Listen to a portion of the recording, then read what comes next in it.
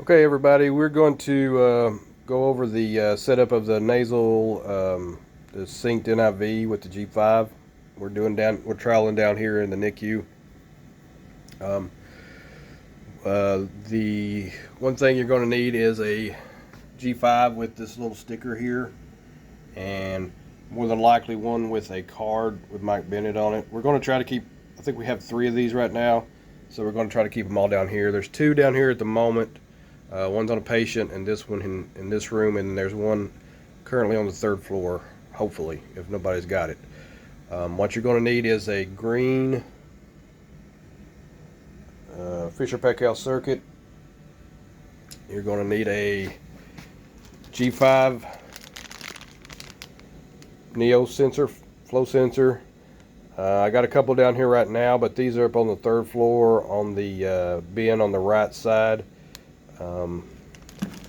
They'll be over there, and you'll also need the flow valve or expiratory flow valve.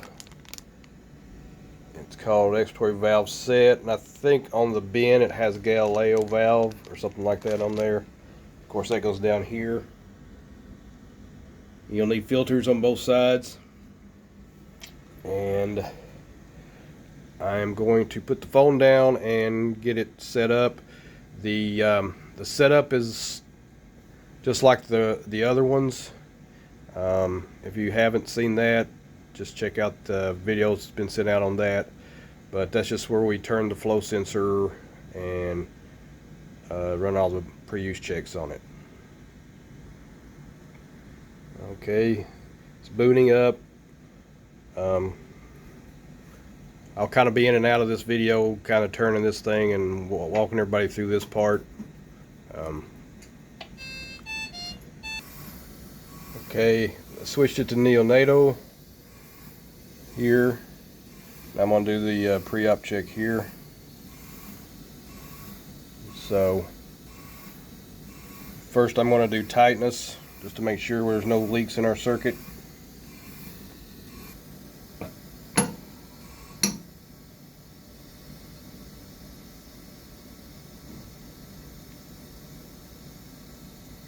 Okay, so the circuit is good. This patient system tight. Basically, you just hit the tightness tab. It'll say open patient circuit. You pop out your blue piece, and then it'll say tighten circuit. Put it back in, and then it will complete it. That's what it was finishing just then. Okay, now we're going to do flow sensor.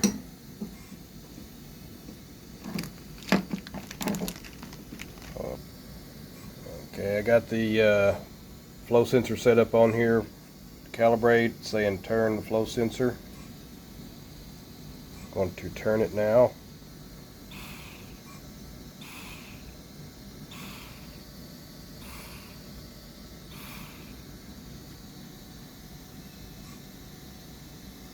Now it says to turn it again.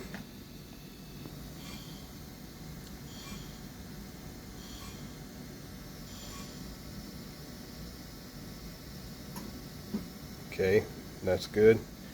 Now the last one, I'm going to do the O2 sensor.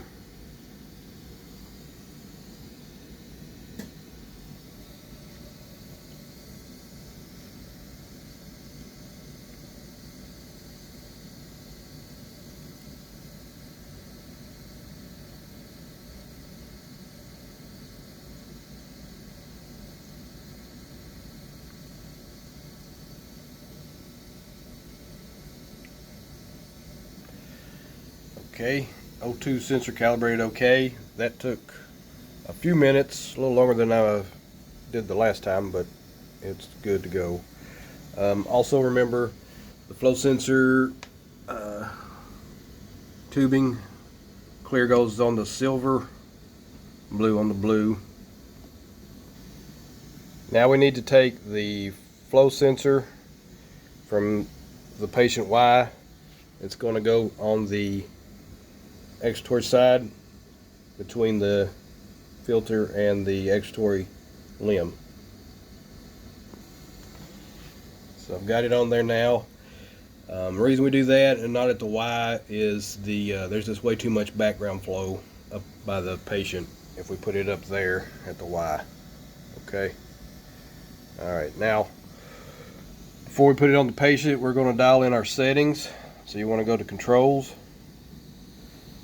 So here's our controls. And clearly this is the wrong screen, so I'm going to back out of that. And we are going to go to modes. And then here we have nasal CPAP, pressure support. Continue. Now here's our control panel. You see there is a diagram here of how the system should be set up, showing filter, expiratory valve. We don't have a filter here, but we do want to put a filter there, and there's our flow sensor, and then expiratory limb. Okay, now over here on this side, these are our backup rate or backup settings here, oxygen, and then these two will control our NIV settings. And remember, this is like the servo, so this number is above this number. So our current setting, our pressure support setting, would be 15. So let's just say we're going to put this at 8, or PEEP at 8, and then let's say we want a total pressure of 22. So that will 14 over 8 will give us 22. Now these breaths will be given, and I'm going to set this at 15. So when we first set these up, Prasad thought a backup rate of 4 seconds would be good. So what's going to happen is, in 4 seconds, if the kid doesn't generate its own spontaneous breath, you will automatically get a backup rate of 15. So that's one breath every 4 seconds. And we'll set our I time here. Now this is just the I time on the backup rate at a ½ second, which is what our normal settings would be. And once I get this going, I'll show you kind of how that will work. Now, these settings here will be mostly for our spontaneous breaths. So we default to a flow trigger of 1.5. So I'm going to turn this down to probably 2. And what we have found is it actually does pretty good, even at 0.1. Sometimes it can get a little auto cycling there, and I think some people have seen it do it pretty good. It just depends on what the patient's doing. There's a couple of things that like opening their mouth, or I saw one kid that was sucking on a Rapogal. I'm guessing if they had a passy and were sucking on that, it can be a little too sensitive and it will pick up the pick that up. So kind of be aware if you're not constantly auto cycling and it's something going on with the kid, kind of see if it can resolve itself. In other words, your auto cycling kind of stops and starts here and there. And if the kid's not getting like too many breaths and they're doing pretty well on it, it should be okay. Just talk to your provider and talk to the nurse. And also you want to kind of keep track of, after you put these on, how much air they're being aspirated from their OGs or NGs, and see if we're having any improvement with that.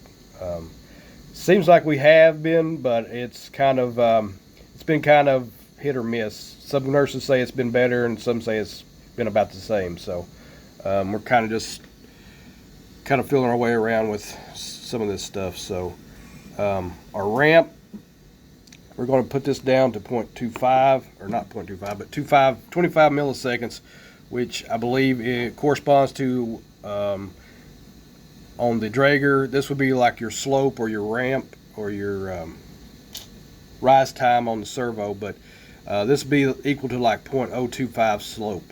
Okay, so normally we would set it at 0.01. This one only gives you 2.5, and I think next is just 0. Yeah. So we do want a little bit of a slope, and you can kind of use this sometimes if you're getting a lot of auto cycling. You can kind of if you don't want to bump your trigger up too much, you can kind of fine tune your auto cycling with this. You can kind of turn this up a little bit. And I think what happens is you get, if this is set too low, you get pressure overshoots on your waveform. I probably won't be able to do it with a test lung, but I think it can cause an auto cycle at the top. So if it pressure overshoots here, it thinks it's another breath, and it'll stack a breath on top of that. So that's why this would probably work if you're seeing that. I might be able to simulate that. I don't know. This one is your cycle time off. They call it ETS. Forgot what the expiration termination something or another. Anyway, we'll start at 25 for that. That should be okay. It seems like that works okay. One thing I have learned is if you're getting like a delay in the breath, like you can kind of see them trigger the breath, but it seems a little slow. You can turn this up by 5, I think, and see if you can get them a little more synchronous with their actual trigger. So say you think there's a little lag in the breath. Start kind of walking this up and see if you can get that a little closer to sync with them like immediately. And I'll go over with you kind of what you're going to be looking for on some of this stuff. TI Max, I'm going to set this at 0.35. And how you want to set that is when I start this, I'm going to show you a screen that's going to show you all the monitoring parameters, like what the sensor is picking up. And on most of these kids, especially the small ones, their average spontaneous eye times have been around the 0.2 second range. So since their spontaneous is 0.2, we're going to set the TI Max at, and so we'll be setting this. So since their spontaneous eye times are 0.2, we'll generally set this a second or a 0.1 or 0.15 above that. And the reason for that is if they are auto cycling, they won't get a extraordinarily long eye time. So like we don't actually overdo it any. So this will cut their breath off at 0.35. So now I'm going to hit confirm. Okay. So you got a weight tab here. You can dial that in. You do get some tidal volumes, but how accurate they are, I don't know. But if you want to dial in the actual weight, I'm going to say 1 kilo. You can do that. All right, now I've got a test lung, and then I've got a built-in leak here. So I'm going to show you what it kind of looks like as it's learning the leak, and what it looks like and what to expect. So I'm going to start it here. Now it's auto cycling, and your leak won't be this big on the patient, so it won't take this long to learn it. Now that there it goes, it's kind of starting to figure it out. There we go. Now you see how this baseline flow came up? It's learning the leak.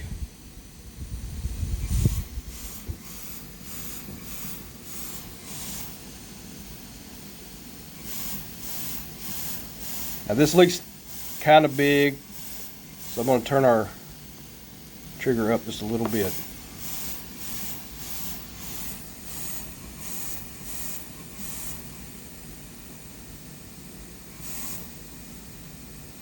There, I think it's got it. And almost.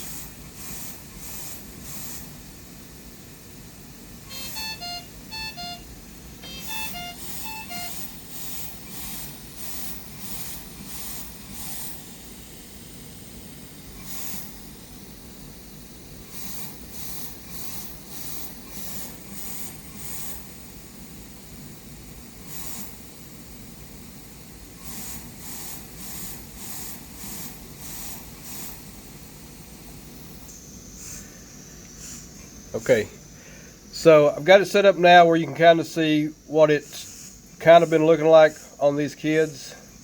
So we are getting some auto cycling, but it's not constant. So here's our auto cycling. You get, and my leak is variable because it's just a piece of tape over a hole. So it keeps trying to learn, and some of this auto cycling is the ventilator learning the new leak. Now we got no triggers here, so it didn't auto cycle at all. And then you got and it'll do it again. That breath is our mandatory breaths, and you can tell the difference in that and these triggers here. And you'll get a big, it'll look like the old, and that one got cut off unfortunately, but it'll look like the old, it'll look like the Draeger waveform. There's one there. This scale's a little long. There it goes, it's auto scaling back now. So there we go. So that's a mandatory breath after a period of apnea where it didn't trigger. There was a relearn of the leak changing. So you get these couplets of breaths where it tries to relearn. So now it's relearning, and we're going to get apnea because it's not sensing anything. Okay.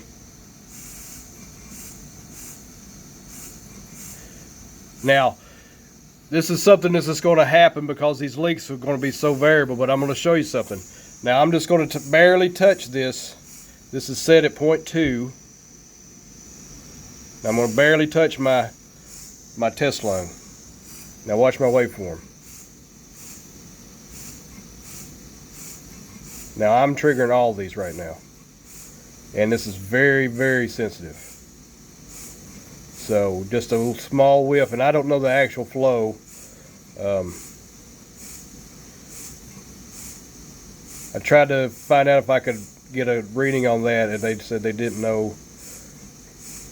It's just calculating it constantly. So anyway, I'm triggering all these. Now I'm going to stop. Now it's not sensing anything because it's not supposed to. And there we got a mandatory breath where we had 4 seconds of apnea. Now Prasad is kind of the lead attending on this, and he kind of wanted a 4-second. He thought 4-second window was good enough to let these kids have apnea without over breathing for them.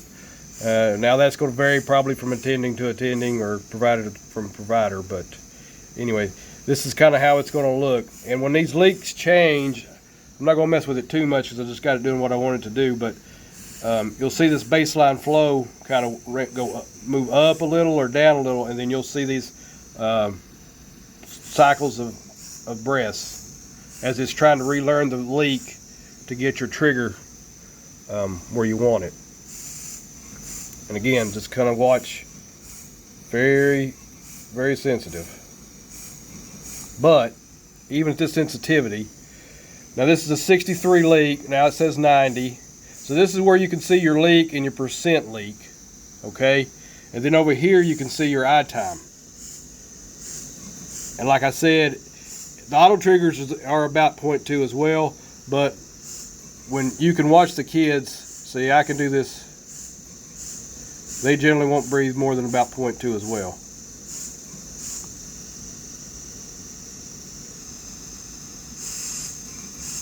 So see how the leak varies, and it's relearning.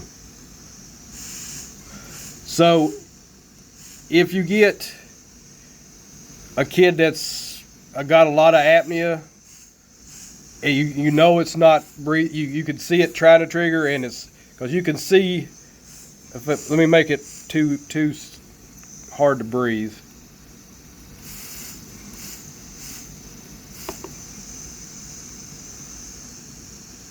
All right, now I'm going to try to trigger it. You can see, then that's pulling pretty hard. I don't know if these kids can pull that hard, but you should see little fluctuations in the pressure waveform. So that might be, you might be a little bit your trigger might be a little too high. So to sum it all up, you're going to get auto triggering, and you're going to get these test breaths. So it is going to over trigger because you want to err on the side of being a little too sensitive than being too not sensitive enough. It's not really pushing in a whole lot of air because it's only going to be timed out at 0.35. And generally the auto triggers are timing out at 0.2 anyway, so that's what it's going to kind of look like. You may or may not get tidal volumes back. Some kids do, some kids don't, depends. And also on your leaks, like most of our leaks have been averaging between 80 and 120. So that's actually a leak we can kind of work with. If I take this completely off, it's going to take it a minute. See how the baseline flow is going up. It's going to take it a minute to relearn. Also, see how it's still trying to relearn even at a 0.2 trigger. It slowed our auto triggering down. Yeah, that's great.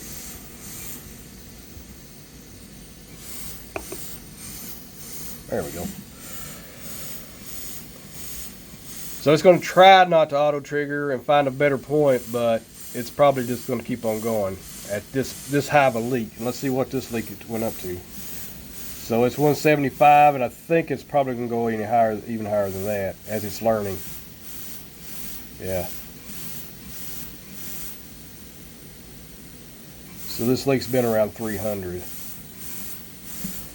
So if that were the case, I would recommend upsizing the device, the interface, to try to minimize your leak a little bit more and get it around 100, 150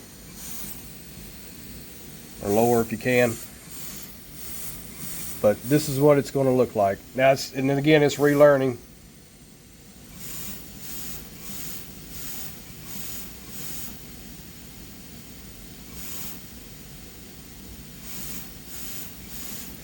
And it's still.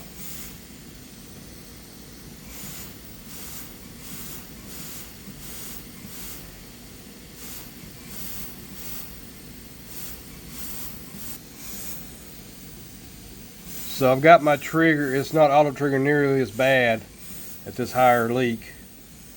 304. But it's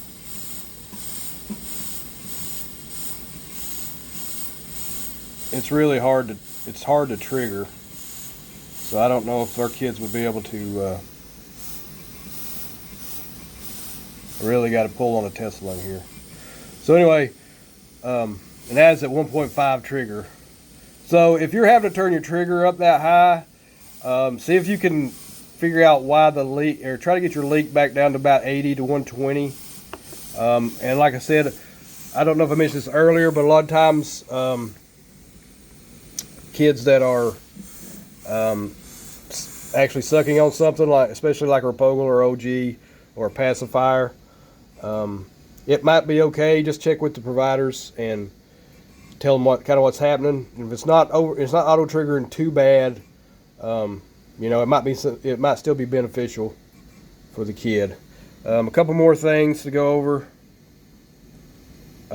Oxygen enrichment. So if you want to give a O2 breath, and this is for nursing as well, like if they ask these questions, you go to system and then you go to enrichment. You can set your FiO2 bump whatever percent extra you want, and 10 to 15 is probably fine. So if you hit this, we're on 40. It goes to 50, and then you'll start hearing some whooshing, and it has a like a reservoir, and this is how it blends its FiO2. It will actually push in or pull or push out our air or oxygen and bring in air and oxygen to kind of make it, to get your FiO2. And it's not started yet, but it's pretty profound. It makes quite a bit of whooshing noises. Okay, this one seems to be much quieter than the other ones we seem to work with. Also, you will hear occasional hissing like a whoosh. It constantly is churning air and oxygen to get your mixture right. It sounds like it's a breath, but it's not. It's just it's just constantly kind of keeping that FiO2 level in that tank at the right level. So if people are saying, well, it's not matching up with that whooshing sound, well, tell them that's not actually a breath. That's got nothing to do with the breath that's going in. Okay. And if you want to give a mandatory breath, you just hit the long ones here, and that will give you your set breath like you would like on a Draeger or a servo. See there? See the big box, the 0.5 I time?